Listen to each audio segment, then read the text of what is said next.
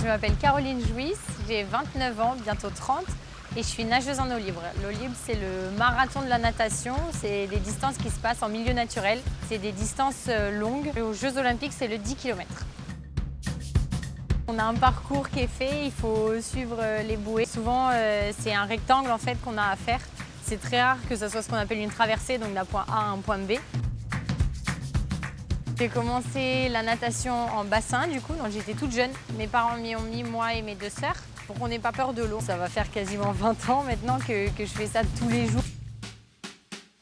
Je m'entraîne 10 fois par semaine dans l'eau. On s'entraîne en piscine, bien qu'on fasse nos compétitions en milieu naturel. Il faut être très endurant. Le 10 km, pour donner un ordre d'idée, ça dure 2 heures.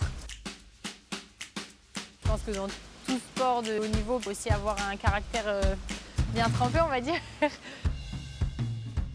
On nage dans des endroits magnifiques. J'ai nagé aux Seychelles, en Martinique, il n'y a pas longtemps, il y a 3 semaines, là j'étais en Égypte.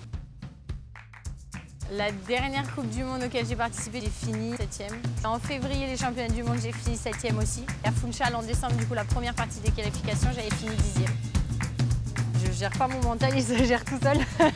C'est un sport aussi où on ne contrôle pas la stratégie des autres, on ne contrôle pas les éléments extérieurs. Il faut être prêt mentalement, physiquement. Je vise un top 8 systématiquement en Coupe du Monde, même pour les Jeux, ça sera pareil.